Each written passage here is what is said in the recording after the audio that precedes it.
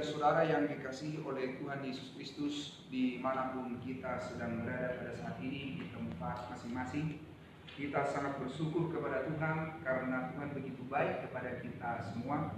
Dia tidak pernah meninggalkan dan membiarkan kita, tetapi Dia selalu setia menyertai, memelihara, dan menolong kita. Sekalipun Bapak Ibu Saudara ada di tempat masing-masing, di rumah masing-masing, Tuhan hadir di sana untuk memberkati kita semua, karena Allah kita adalah Allah yang maha hadir. Puji Tuhan, haleluya. Firman Tuhan pada saat ini terambil dari Injil Markus pasal 14 ayat 32 sampai dengan 42. Injil Markus pasal 14 ayat 32 sampai dengan 42. Demikian firman Tuhan. Di taman Getsemani, lalu sampailah Yesus dan murid-muridnya ke suatu tempat yang bernama Getsemani. Kata Yesus kepada murid-muridnya, "Duduklah di sini sementara aku berdoa." Dan ia membawa Petrus, Yakobus, dan Yohanes sertanya. Ia sangat takut dan gentar. Lalu katanya kepada mereka, "Hatiku sangat sedih, seperti mau mati rasanya. Tinggallah di sini dan berjaga-jagalah." Ia maju sedikit, merebahkan diri ke tanah dan berdoa supaya sekiranya mungkin saat itu lalu daripadanya. Katanya, "Ya Abba, ya Bapa, tidak ada yang mustahil bagimu. Ambillah cawan ini daripadaku, tetapi janganlah apa yang aku kehendaki, melainkan apa yang Engkau kehendaki." Setelah itu ia datang kembali dan mendapati ketiganya sedang tidur. Dan ia berkata kepada Petrus, "Simon, sedang tidurkah engkau? Tidakkah engkau sanggup berjaga-jaga 1 jam? Berjaga-jagalah dan berdoalah, supaya kamu jangan jatuh ke dalam pencobaan. Roh memang penurut, tetapi daging lemah." Lalu ia pergi lagi dan mengucapkan doa yang itu juga. Dan ketika ia kembali pulang, ia mendapati mereka sedang tidur, sebab mata mereka sudah berat dan mereka tidak tahu jawab apa yang harus mereka berikan kepadanya. Kemudian ia kembali untuk ketiga kalinya dan berkata kepada mereka, "Tidurlah sekarang dan istirahatlah. Cukuplah, saatnya sudah tiba. Lihat, Anak Manusia diserahkan ke tangan orang-orang berdosa. Bangunlah, marilah kita pergi. Dia yang menyerahkan aku sudah dekat." Bapak, Ibu, dan saudaraku yang dikasihi oleh Tuhan, firman Tuhan yang saya sampaikan saat ini, di mana menjadi suatu persiapan untuk kita menyambut Jumat Agung. Tepatnya pada hari Jumat, tanggal 10 April 2020, dan juga ibadah kebangkitan pada hari Minggu, tanggal 12 April 2020. Dari firman Tuhan yang saya sampaikan, yang saya bacakan kepada kita, saya memberi tema, ketika Yesus dalam kemanusiaannya menghadapi penderitaan. Ketika Yesus dalam kemanusiaannya menghadapi penderitaan. Di dalam Injil Markus ini ada 3 kali Yesus memberitahukan tentang hal yang akan dia alami, penderitaan yang akan dia hadapi demi keselamatan umat manusia yang berdosa. Pemberitahuan yang pertama di dalam Injil Markus pasal 8 ayat 31 dan 33 dikatakan demikian. Kemudian mulailah Yesus mengajarkan kepada mereka bahwa Anak Manusia harus menanggung banyak penderitaan dan ditolak oleh tua-tua, imam-imam kepala, dan ahli-ahli Taurat, lalu dibunuh dan bangkit sesudah 3 hari. Hal ini dikatakannya dengan terus terang, tetapi Petrus menarik Yesus ke samping dan menegur dia. Maka berpalinglah Yesus dan sambil memandang murid-muridnya, ia memarahi Petrus. Katanya, "Enyahlah iblis, sebab engkau bukan memikirkan apa yang dipikirkan Allah, melainkan apa yang dipikirkan manusia." Ini adalah pemberitahuan yang pertama. Dan kemudian pemberitahuan yang kedua terambil dari Injil Markus pasal 9 ayat 30 sampai dengan ayat yang ke-32. Yesus dan murid-muridnya berangkat dari situ dan melewati Galilea. Dan Yesus tidak mau hal itu diketahui orang, sebab ia sedang mengajar murid-muridnya. Ia berkata kepada mereka, Anak Manusia akan diserahkan ke dalam tangan manusia, dan mereka akan membunuh dia. Dan 3 hari sesudah ia dibunuh, ia akan bangkit. Mereka tidak mengerti perkataan itu, namun segan menanyakannya kepadanya. Dan pemberitahuan yang ketiga dari Injil Markus pasal 10 ayat yang ke-32 sampai dengan ayat yang ke-34. Yesus dan murid-muridnya sedang dalam perjalanan ke Yerusalem. Dan Yesus berjalan di depan. Murid-murid merasa cemas, dan juga orang-orang yang mengikuti dia dari belakang merasa takut. Sekali lagi Yesus memanggil ke-12 muridnya, dan ia mulai mengatakan kepada mereka apa yang akan terjadi atas dirinya. Katanya, sekarang kita pergi ke Yerusalem, dan Anak Manusia akan diserahkan kepada imam-imam kepala dan ahli-ahli Taurat, dan mereka akan menjatuhi dia hukuman mati, dan mereka akan menyerahkan dia kepada bangsa-bangsa yang tidak mengenal Allah, dan ia akan diolok-olokkan, diludahi, disesat, dan dibunuh, dan sesudah 3 hari ia akan bangkit. Yesus memberikan pemberitahuan ini kepada para murid dengan tujuan supaya mereka mengerti, memahami bagaimana karya Allah yang luar biasa untuk menyelamatkan manusia yang berdosa. Tetapi kenyataannya sampai saat itu para murid mereka tidak mengerti dan tidak memahami. Kemudian tibalah saatnya di mana Yesus akan menghadapi penderitaan. Bagaimana Yesus dalam kemanusiaannya menghadapi penderitaan itu? Kalau kita lihat di dalam ayat firman Tuhan ini, di ayat yang ke-33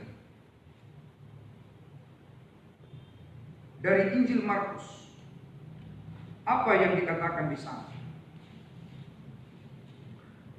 Mari kita lihat di sana, Bapak, Ibu, dan saudaraku yang dikasihi oleh Tuhan. Di dalam ayat yang ke-33, dia sangat takut. Dan ia membawa Petrus, Yakobus, dan Yohanes sertanya. Ia sangat takut dan gentar. Jadi Yesus dalam kemanusiaannya ketika akan menghadapi penderitaan, dia sangat takut dan gentar. Sangat takut ini mengungkapkan taraf tertinggi dari ketakutan dan penderitaan yang tanpa batas. Dan gentar ini menunjukkan tentang akan berat secara emosional. Inilah yang dialami Yesus dalam kemanusiaannya ketika menghadapi penderitaan. Dan kemudian dikatakan di sana dia juga sangat sedih. Di dalam ayat yang ke-34. Lalu katanya kepada mereka, hatiku sangat sedih, seperti mau mati rasanya. Tinggallah di sini dan berjaga-jaga. Bapak, Ibu, dan saudaraku yang dikasihi oleh Tuhan, Yesus dalam kemanusiaannya ketika menghadapi penderitaan,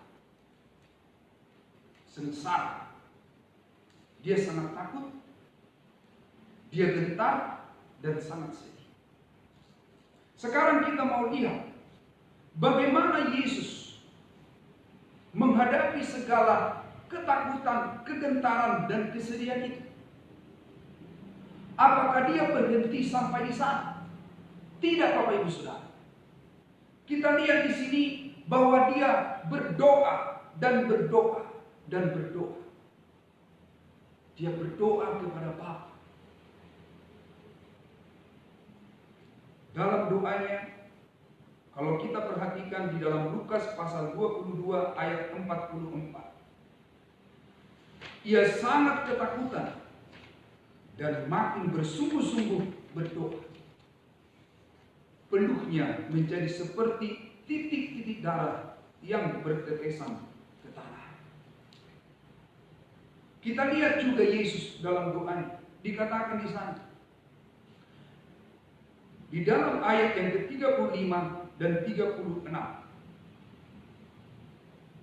Ia maju sedikit merebahkan diri ke tanah dan berdoa supaya sekiranya mungkin saat itu lalu daripadanya. Katanya, ya Abba, ya Bapa, tidak ada yang mustahil bagimu. Ambillah cawan ini daripadaku. Tetapi janganlah apa yang aku kehendaki, melainkan apa yang engkau kehendaki. Itulah yang Yesus sampaikan dalam doanya. Dan di dalam doa ini kita mendapat pelajaran yang sangat penting, yang sangat berharga. Di dalam doa ini kita melihat adanya permohonan. Dan permohonan ini berkaitan erat dengan keinginan dan kehendak kemanusiaan. Dia berkata, sekiranya mungkin saat itu lalu. Dan juga dia berkata, ambillah cawan ini daripadaku. Itu adalah permohonannya. Tetapi di dalam doa itu bukan hanya permohonan, tetapi ada pengakuan. Di mana Yesus berkata, ya Abba, ya Bapa. Tidak ada yang mustahil bagimu. Ini menunjukkan bahwa Allah yang berkuasa, dia sanggup melakukan keajaiban-keajaiban. Di tengah-tengah tantangan, persoalan, penderitaan yang dia alami, dia mengakui kemahakuasaan Bapa di surga, bahwa bagi dia tidak ada yang mustahil. Dan kemudian di dalam doa yang disampaikan ini, kita menemukan adanya penyerahan, yaitu penyerahan total. Dia berkata, janganlah apa yang aku kehendaki, melainkan apa yang engkau kehendaki. Ini berbicara tentang penyerahan total, di mana dia berserah penuh agar kehendak Bapa di surgalah yang terjadi, agar kehendak Bapa di surgalah yang terlaksana. Bapak, Ibu, dan saudaraku yang dikasihi oleh Tuhan Yesus Kristus, seperti Yesus dalam kemanusiaannya, ketika menghadapi penderitaan, dia sangat takut, gentar, dan sedih. Kita pun, Bapak, Ibu, dan saudaraku yang dikasihi Tuhan, ketika menghadapi persoalan-persoalan, penderitaan, termasuk seperti masa-masa sekarang, dengan adanya penyebaran virus corona. Tentu secara manusia kita takut, secara manusia kita gentar, bahkan sedih. Tetapi kita lihat bagaimana Yesus ketika dia menghadapi penderitaan, kesengsaraan yang luar biasa, apa yang dia lakukan? Dia berdoa, dia memohon, dia mengakui kemahakuasaan Allah kita, dan dia berserah total kepada kehendak Bapa. Di Taman Getsemani, yang dalam bahasa Aram Getsemen, perasan minyak. Di taman itulah Yesus menang dalam doanya, mengatasi segala kegentaran, ketakutan, dan kesedihan. Menang di dalam doa membuat dia melangkah menghadapi realita, penderitaan, sengsara, aniaya, penyaliban, dan kematian. Dan dia bangkit pada hari yang ketiga. Bapak, Ibu, dan saudaraku yang dikasihi oleh Tuhan Yesus Kristus, ketakutan, kegentaran, kesedihan apa yang sedang kita alami sekarang? Tentu dengan melihat situasi, kondisi, keadaan yang sedang terjadi, ada banyak hal yang kita takutkan dan kita cemaskan. Bagaimana kehidupan rumah tangga kita? Bagaimana dalam usaha-usaha kita? Bagi anak-anak kami yang duduk di bangku pendidikan, bagaimana kelanjutan pendidikan ke depan, ke jenjang yang lebih tinggi? Sementara keadaan kondisi seperti sekarang ini, ada rasa takut, ada rasa cemas, ada rasa khawatir. Tetapi kembali Yesus memberikan kita pengajaran yang berarti melalui doanya, yaitu berdoa, berdoa, dan berdoa. Kita memang Bapak Ibu Saudara bisa merencanakan banyak hal, bisa melakukan antisipasi-antisipasi, bisa melakukan berbagai daya upaya bagaimana kita menghadapi realita kehidupan ini.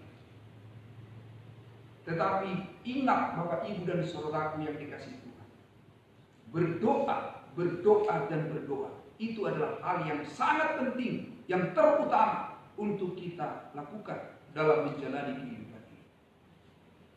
Oleh karena itu Bapak Ibu dan saudaraku yang dikasihi Tuhan, sampaikan permohonan kita kepada Bapa kita di surga. Akui bahwa bagi Dia tidak ada yang mustahil. Dia sanggup menolong kita.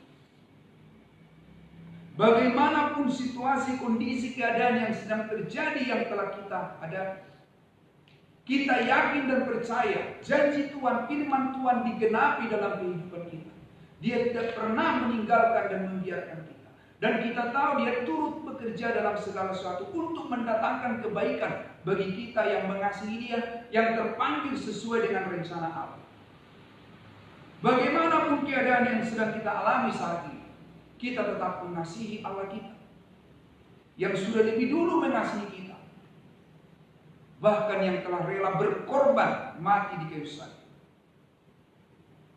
memberikan kita keselamatan, memberikan kita pengampunan, memberikan kita kehidupan yang kekal. Mari Bapak Ibu dan saudaraku yang dikasihi Tuhan, serahkan seluruh hidup kita kepada Tuhan dan katakan kepadanya, Bapa, Allah dalam nama Yesus, biarlah kehendak-Mu yang jadi dalam setiap langkah-langkah kehidupan. Karena kita semua Bapak Ibu Saudara adalah milik kepunyaan Allah. Kita bersyukur atas segala kasih dan kemurahan-Nya. Kita tetap saling mendoakan. Kita semua saling mengasihi di dalam Tuhan Yesus. Doa kita tidak bisa dibatasi oleh jarak dan waktu. Di tempat di mana Bapak Ibu berada, kita semua saling mendoakan. Kita bersyukur atas kasih dan kemurahan Tuhan. Dan mari Bapak Ibu Saudara, kita menyongsong hari esok dengan penuh pengharapan, dengan penuh keyakinan bahwa Allah yang kita percaya, Dialah yang menuntun, menopang, menghibur, memelihara kita. Biarlah hidup kita memuliakan nama-Nya. Selamat hari Minggu. Tuhan Yesus memberkati kita sekalian. Amin. Mari kita berdoa. Segala pujian, hormat, dan syukur kami persembahkan kepada Bapa di dalam nama Tuhan Yesus. Allah yang setia, Allah yang mengasihi kami. Terima kasih atas firman Tuhan yang sudah kami dengarkan. Mari Roh Kudus tolong kami untuk kami dapat melakukannya dan sungguh nama Tuhan dipermuliakan. Kami serahkan seluruh hidup kami ke dalam tangan pengasihan Tuhan. Dan biarlah kehendak Bapa dalam nama Yesus yang digenapi dalam kehidupan kami sekalian. Dalam nama Tuhan Yesus kami berdoa dan bersyukur. Haleluya. Amin.